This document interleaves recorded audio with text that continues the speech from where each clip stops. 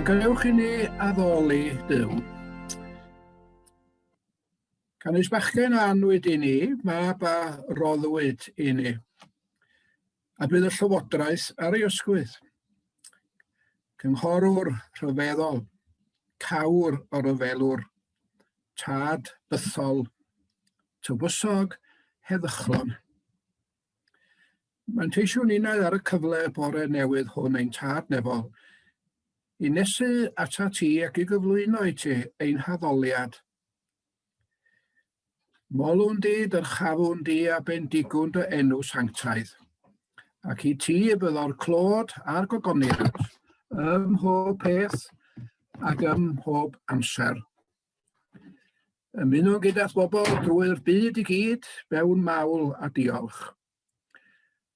A bydded i'n unau wrth gyffesu ein methiannau a'n diffygion, dy gael di'n agos ato ni, yn cyffwrdd a'n meddwl ac a'n calona, yn hadfywio ni mewn ffydd a gobaith a chariad.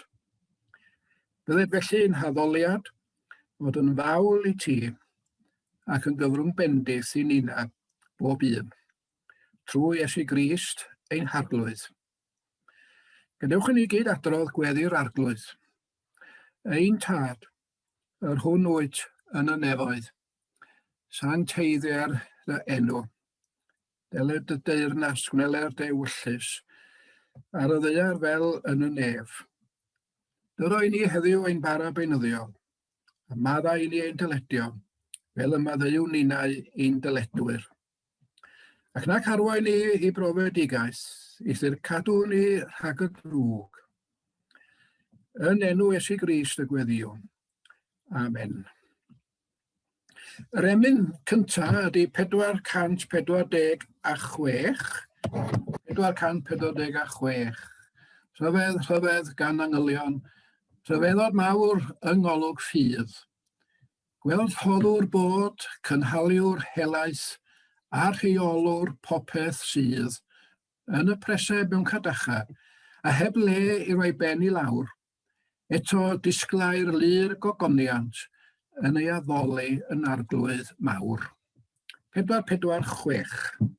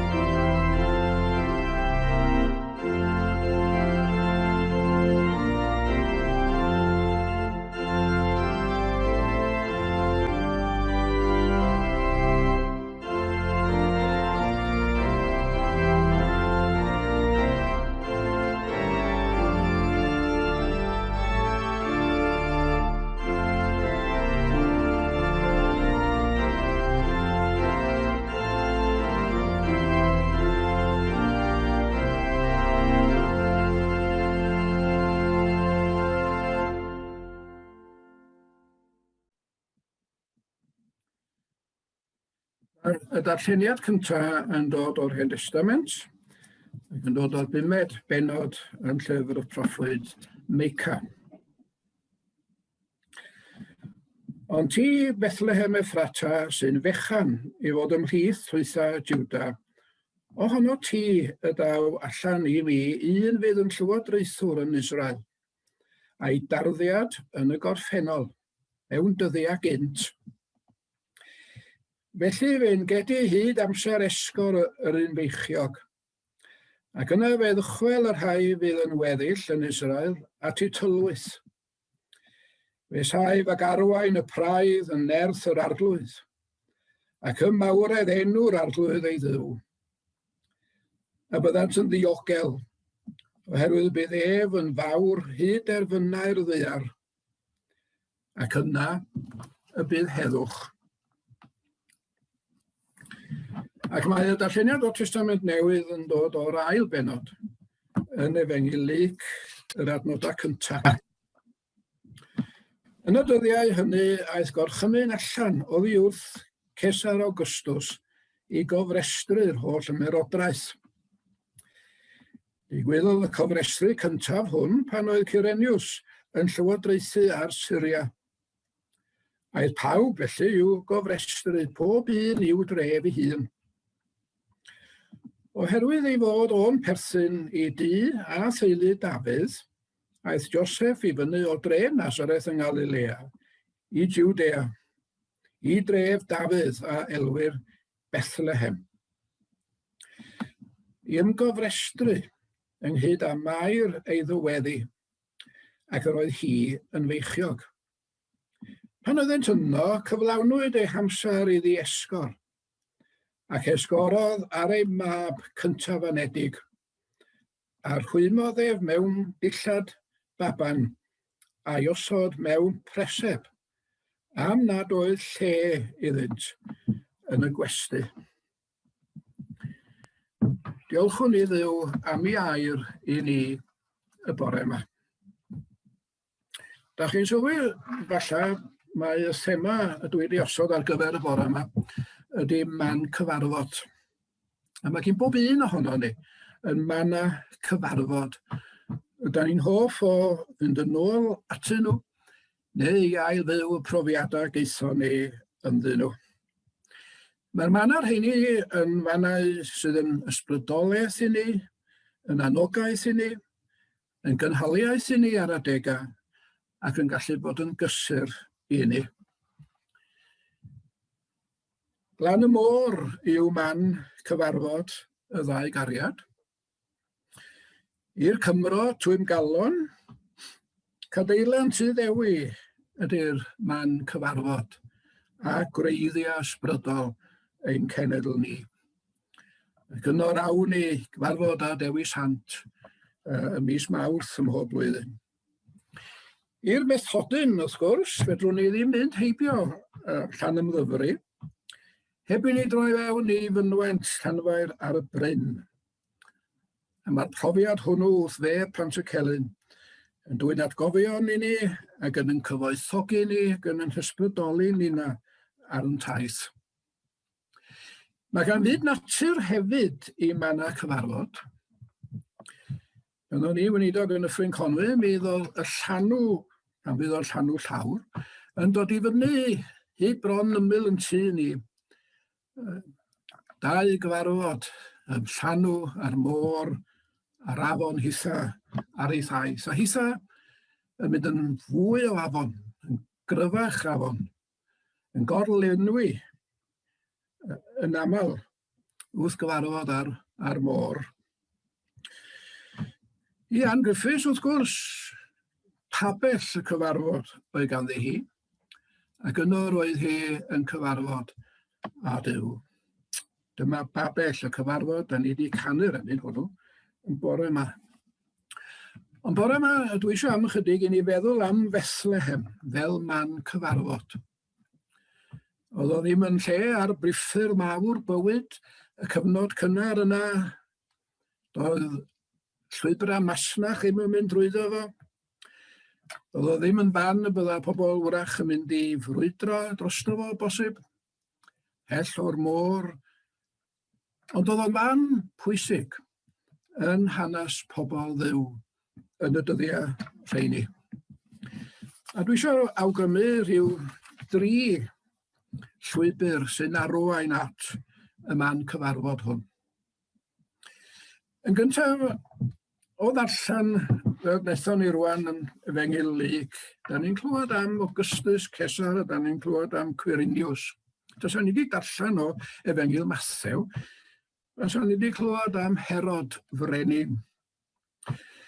Yr ymerawdwr Augustus yn ymerawdwr ar ymerodraeth Rhufain o flwyddyn 27 cyn Crist i'r flwyddyn 14 oed Crist. Mae'n wir bod oedd wedi gwneud llawer o ddaioni yn ei oes o'i amser, a doedd o ddim, fel ambell un arall, yn amhoblogaidd o amser. Dyma ddyddiau pan oedd o yn gosod y cyfrifiad ar gyfer yr ymerodraeth i gyd, ac bod yna amheuaeth neu ansicrwydd ynglŷn â dyddiadau y cyfrifiad hwnnw. Nôl Efengyl Lyc, oedd o ddigwyddiad pwysig. Yn ddigwyddiad yn amser Herod Frenin, ac yn ddigwyddiad yn hanes Quirinius, oedd yn bennaeth yn Syria ar y pryd.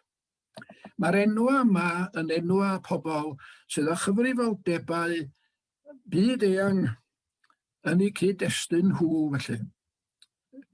Pobl wedi cael ei gosod gan awdurdod Rhufain oeddan nhw. Ac oedd y daith yma i Bethlem yn daith ar gyfer trethiant. A mae hynny'n atgoffa ni o'r cefndir yna.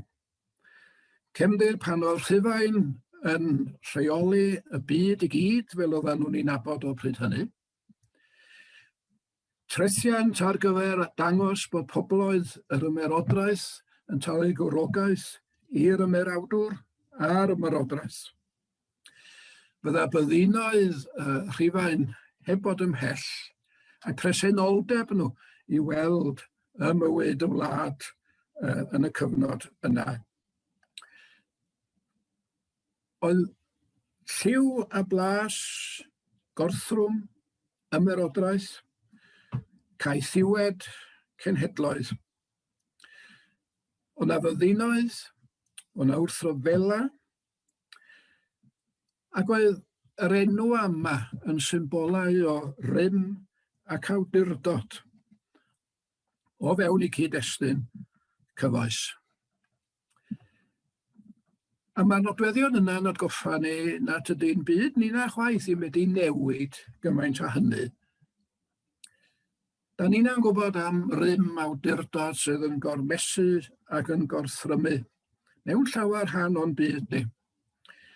Da ni'n hefyd yn gweld byddinoedd ar gerdded, a'i harfa nhw yn llawer mwy effeithiol a chleulo'n bosib na'r rhai oedd ganddyn nhw yn ddyddiau Augustus Cesar.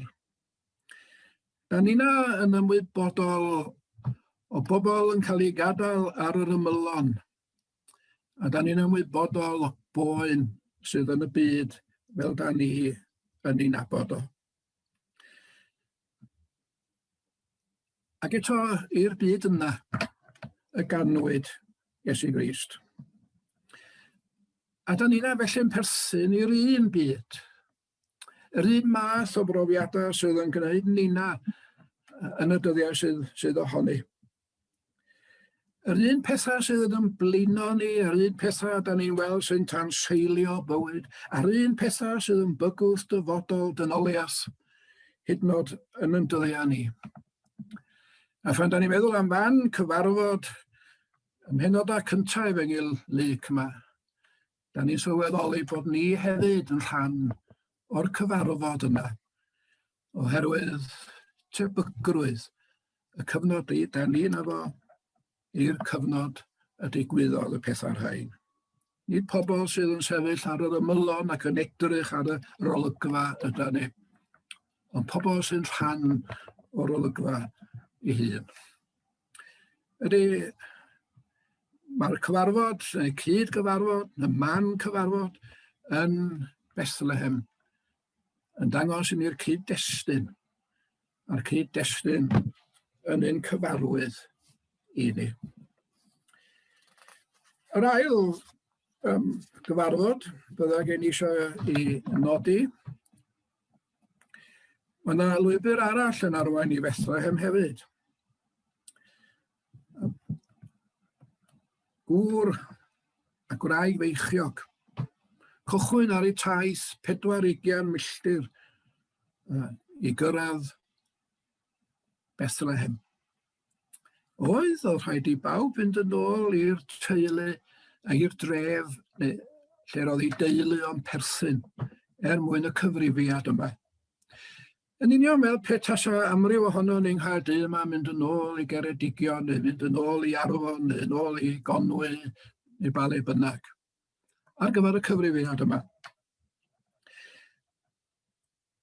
Joseph a Mair, wrth gwrs, oedd y ddau yma ar eu taith. A mynd i Bethlehem oherwydd ac yn fanna roedd gwreiddiau Joseph ei hun. Mi roedd o hefyd, wrth gwrs, yn fan gwreiddiau y brenin Dafydd, y brenin mwyaf mae'n debyg a welodd Israel erioed.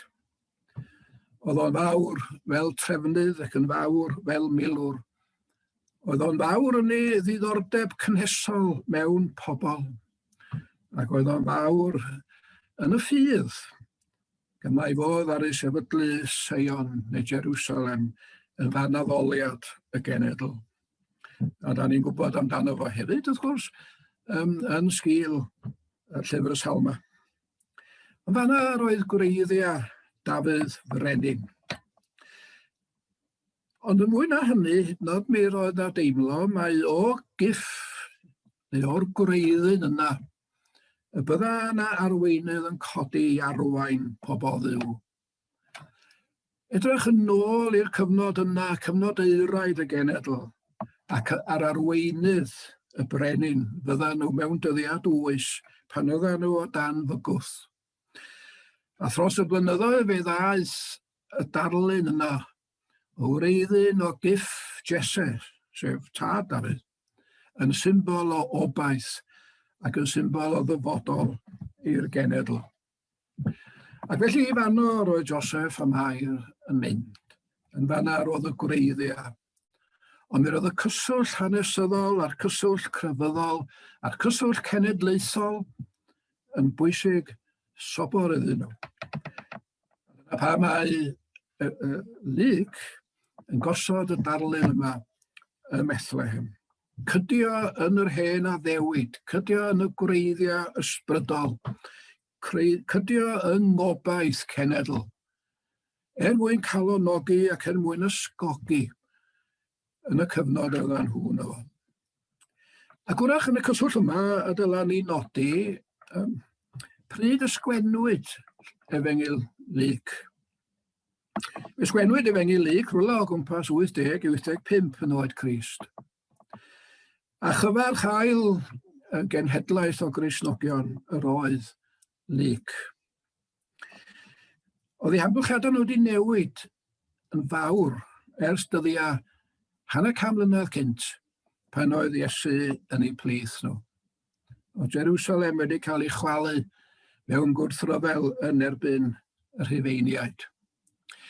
Mi oedd y cyswllt Iddewig wedi dechrau breuo erbyn hynny. A mi oedd yr eglwysi yn rhai bychyn, llawer yn rhai ofnus mewn cyd-destun diarth iddyn nhw. Oedd 20 mlynedd beth bynnag wedi mynd heibio, ers pan oedd Paul o gwmpas i Betha, ac yn sefydlu'r eglwysi yma, ar draws yr ymerodraeth. Ac erbyn dyddiau Luc yn fama, mi roedd o yn sôn am eglwysi o blith y cenedl ddynion, yr rhain nad oedden nhw'n Iddewon. A'r rheini wrach yn gryfach na hyd yn oed y cyswllt Iddewig oedd ganddyn nhw. Ac oedd y cwestiwn yn codi am hunaniaeth ac am wreiddiau ac am pwy yda ni. A pwy yda ni wyneb y gelynion sydd yn ymbygwth ni yn y dyddiau'r rhain? Achos fi yna lot o erlyd ar y Cristnogion yn y cyfnod yma, nawn ni mi fewn i'r manylion yna. Ac oedd y cwestiwn yma, pwy yda ni bellach yn codi ben? A mae Luc yn sgwennu i Efengyl, mwyn cyfarfod a'r teimlad yna, o fod isio cael ei hannog, isio cael ei cryfhau, isio cael ei gweledigaeth yn fwy clir a fwy pendant. A dyna pam ydyn ni yn rhannol, beth bynnag, pam ydyn ni'n clywed am y cefndir Rhufeinig yma. Oedd o'n sio gwreiddio y ffydd Gristnogol mewn oes, mewn amser, mewn dyddiadau, mewn digwyddiadau. Oedd wedi bod hanner can mlynedd ynghynt, ond oedden nhw dal i fod yn ffynhonnell adfywiad ac atgyfnerthiad i bobl ddiw. Da ni hefyd eisiau atgoffa'n yn hynny'n, mae nid yn unig eisiau i cryfhau nhw, ond oedd eisiau ehangu gweledigaeth nhw. Ac mae hynny hefyd yn cyfri, pam bod gynna ni sôn am Augustus Cesar a pam bod gynna ni sôn am Cyriniws a'r rhain i gyd. So mae'n bwysig bod ni'n cofio y cefndir yna, sydd nid yna'n hebyg eto un cefndir nina fel Eglwysi yn y Gymru sydd ohoni hi. Pan ni'n ymwybodol o dwf a datblygiad anghrediniaeth sydd yn tanseilio ffydd i gymaint o bobl. Nid dyma'r tro cyntaf y mae Eglwys Iesu Grist wedi teimlo ei hun o dan warchau. A'r ysgogiad yn ôl, Luc oedd, cofiwch eich gwreiddiau. Cofiwch o ble daethoch chi. Cofiwch y neges gynnoch chi i'w chyhoeddi a'i byw. A'i bod hi'n neges i wedi gwreiddio mewn dyddiau penodol, mewn hanes, tir a daear. Cofiwch pwy ydych chi. Ac ar yr un pryd, da ni'n sylwi, wrth gwrs, mae'r digwyddiad yn Bethlehem yn ymwneud â phobl gyffredin, dydy. Pobl gyffredin o Joseph y Mair, Saer o Nazareth. I dras, dyma i gefndir, o dyn digon cyffredin. Digwyddiadau i bobl gyffredin, welwn ni hefyd yn cyfarfod ni yn Bethlehem, dim lle yn y llety. O doedd i brysur yn oes o pawb wedi cael ei galw i fynd adra i gael ei trethu. I hynny ddim yn syndod nac di.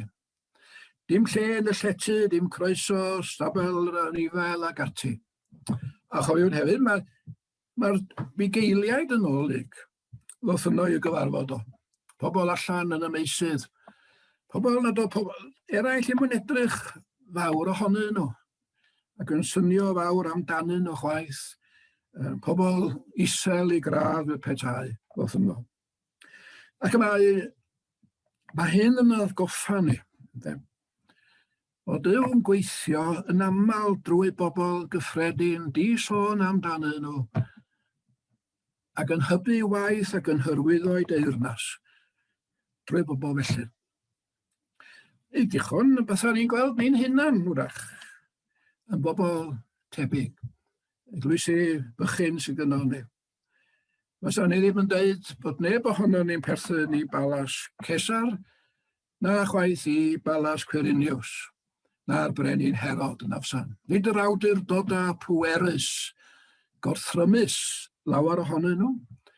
Nid o fanna y daeth Duw ein byd ni i nieithu a dynoliaeth, ond dod ato ni drwy bobl ddigon cyffredin. Ac mae hynny'n atgoffa ni o'n potensial ni, dydy. Y potensial sydd gynno ni fel unigolion, fel aelodau, fel Cristnogion, pa mor fach bynnag ydyn ni'n ystyried yn hunan, pa mor egni da ni'n aml yn teimlo a di rym yn wyneb y dylanwadau. Mae Duw yn dal i ddefnyddio pobl cyffredin yn ei waith ac i hyrwyddo i deyrnas. Mae un peth arall dwi eisiau ei ddweud am y man cyfarfod yma. Nid yn unig mae pwerau seciwlar y byd yn dod yma. Nid yn unig y mae bobl gyffredin, fel Joseph a Mair, yn y man cyfarfod yma. Mae yna fan cyfarfod, mae yna ystyr arall iddo fo, sef y fan hyn mae deheuadau pobl yn cael eu cyfarfod. Y deheuad am arweinydd yn dod o gyff Jesse i ailgodi'r genedl ar ei thraed. Y deheuad am arweinydd mewn dyddiau tywyll ac ofidus. Y deheuad am ffordd ymlaen sy'n ffordd gobaith. Yn wyneb bygythion ac anawstera. A nawn ni fewn i sôn gormod am rhain un yn rwan. Chwilio am y deheuadau dyfnaf sydd yn halon ac yn enaid pobl. Da ni'n cofio yn y cyswll yna, yr hyn ddywedodd Secharias am y mab oedd yn cael ei eni. Am y gobaith oedd afon i ddod, nid yn unig i genedl Israel, ond i bobl dduw ac i fyd cyfan. Da ni'n cofio can y bugeiliaid. Awn meddan nhw i weld y peth hwn sydd wedi digwydd a hysbysodd yr arglwydd i ni. Mae deheuadau pobl, bod ni'n bersonol, neu'n gymdeithas o bobl, neu'n genhedl, neu'n genhedloedd ddaear. Mae deheuadau pobl yn cael eu cyfarfod yn y man lle da ni'n cyfarfod â Duw. Yn fan'na mae'r gobaith yn dod, o fan'na mae'r weledigaeth yn dod, o fan'na mae'r hyder yn dod, o fan'na mae'r weledigaeth yn dod ar gyfer dyfodol unigolion cenhedloedd ddaear. A dyna da ni ddathlu, gweithred o eiddo Duw ei hun, gweithred o eiddo'r crew ei hun, yn dod mewn i gyfarfod a deheuadau dyfnaf, dynion, pobl, gwir, gwragedd ac ati. Y deheuadau dyfnaf sydd yno ni yn cael eu cyfarfod yma ym Bethlehem yn Judea. Oedd mae'n chwalu ffinia yma.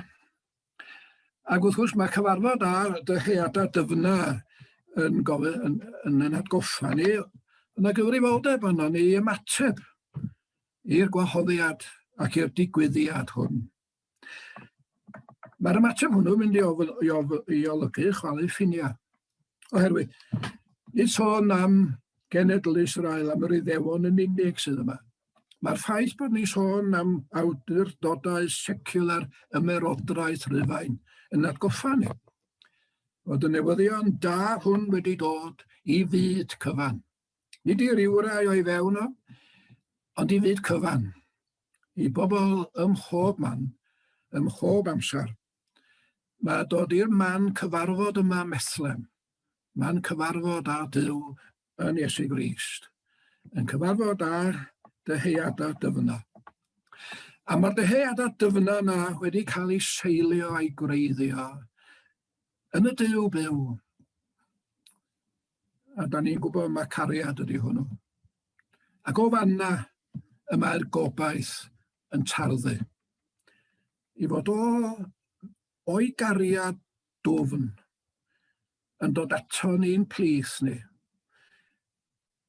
yn rhannu ei gariad, mwyn i ni rannu'r cariad hwnnw, ar draws ac ar hyd yn byd ni. Os ga i mynd yn ôl am funud i roi darlun, pan o'n i weinidog yn y Ffryn Conwy, mi roedd ffenast y llofft yn gwynebu llawr y dyffryn. Ac yno, mi roeddwn ni'n gweld yr afon, weithiau'n isel iawn, wrth gwrs, yn ei chryd. Dro arall, newedig ar ddyddiau glyb fel rhain, oedd hi'n llenwi ac yn gorlifo. Ac oedd rwy'n meddwl amdani hi'n cychwyn. Ma'n cyfarfod yn y Ffryn Conwy i ddwy afon, bwysig wir, yn ei Betws y Coed. Ac yn Betws y Coed, mae afon Conwy, dod lawr o Sbytifan, a mae afon Lledr yn dod lawr o Dolwedd Elan. A mae yna fan cyfarfod i ochr de y pentra hwnnw. Man cyfarfod dwy afon.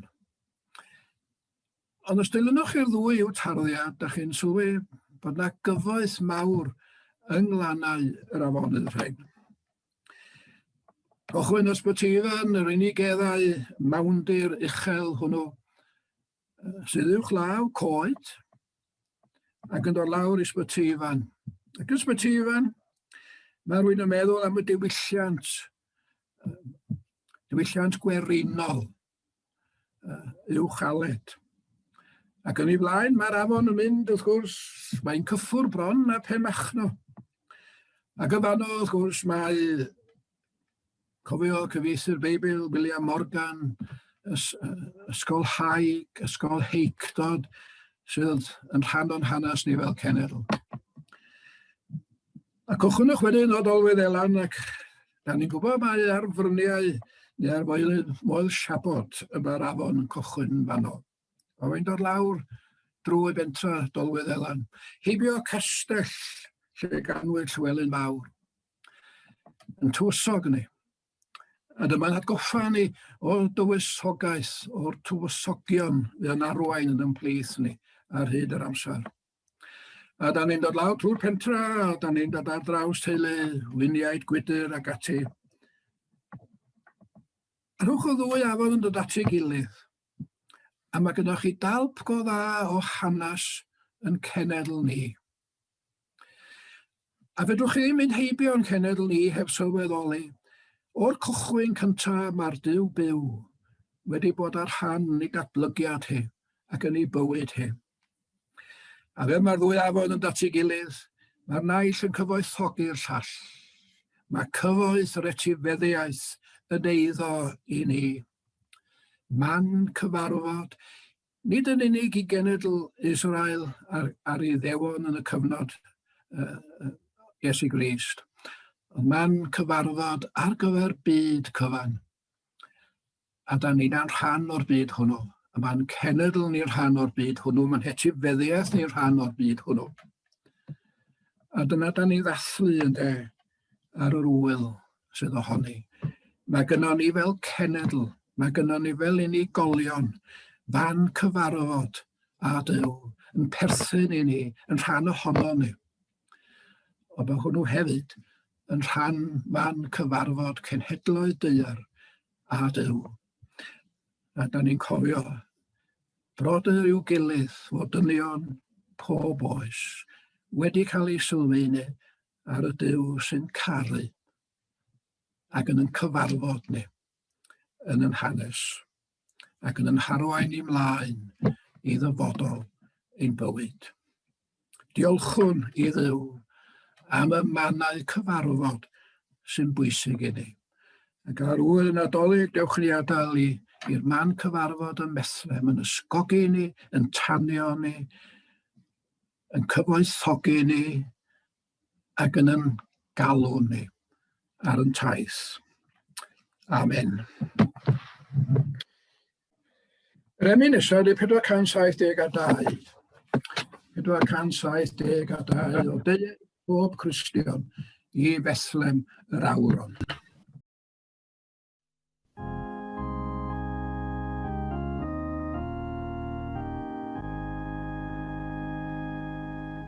O deued pob Cristion i Bethlem yr awr hon, i weled mor dirion yw'n Duw.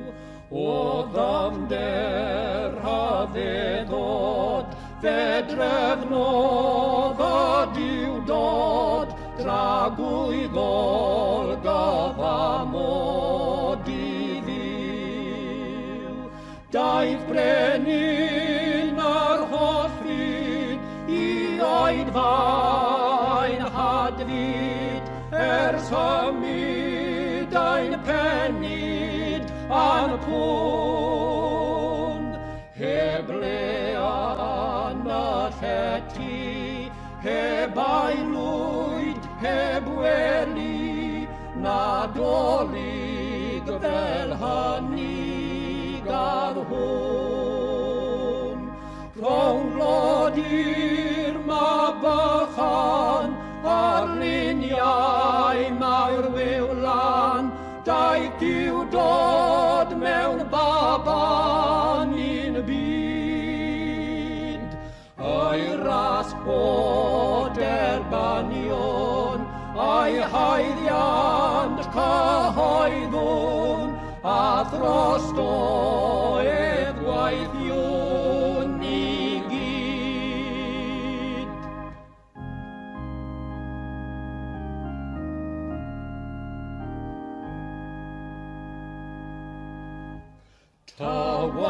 Tywysog tangnefedd, na'n daiar o'r diwedd, yna'i lwyd gofannedd i fyw. Ni fegir cenfigen, na chanwr, na chanen, dan goron bydd diben ein Duw. Yn frodyr i'n gilydd, drigolion a gwledydd, cawn rodio a'n hafddydd a nedd. Ein disgwyl yn salen i ganu ar anthem, dechreuwyd a meddlen mae ef. Rhwng glodyr Mabychan a'r luniau mae'r wiwlan, daeth Duw dod mewn baban i'r byd. A'i ras bod erbanion, a'i haeddiant cyhoeddwn, a throst oedd gwaithiwn i gyd.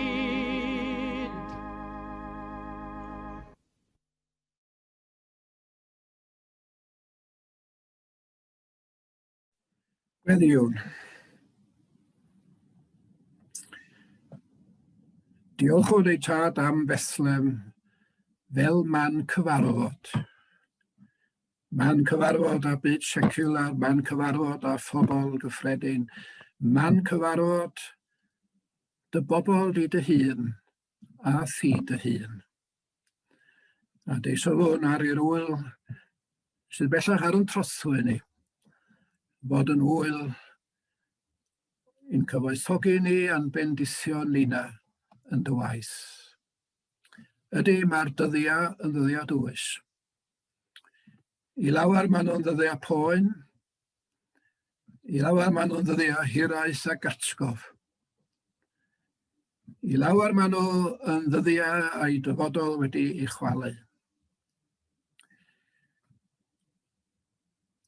Dyma ddyddiau Brexit, a beth bynnag ddaw o hwnnw. Dyma ddyddiau clodi ac angen ar draws ac ar hyd y byd. Dyma ddyddiau gorthrwm a thrais i gymaint o bobl. A da ni'n cofio, mae yn y dyddiau'r rhain rwy ti yn cael dy eni. Deisofwn yn fawr ein tad ar ran yr rhai sydd yn teimlo bywyd yn dywyll heddiw. Ffrindiau ni, cyd aelodau i ni, cyd dinasyddion, pobl yn yr un gwlad â ni ac o'r un byd â ni. Gweddiwn am rheoleini, cariad, lewyrchu arnyn nhw i gyd, ac yn sgil cariad fydd aw gobaith. Ond gad i ni hefyd bob un ohonom i sylweddoli. Yr her a'r heidrwydd i ymateb i'r man cyfarfod a digwyddiadau Bethlehem. Fel y gallwn ni fod yn foddion i rannu ac i ledaenu goleuni. Dwi weithredu o blaid, cariad ac yn enw cariad. Ym mhob peth nawn ni ac ym mhob peth a ddywedwn ni. Ac felly ddyrchafu enw Crist. Amen. A'n hemyn ola ni am bore yma ydy 463. 463. O deuwch ffyloniaid, oll na norfoleddu, o deuwch, i Bethlehem dref. 463.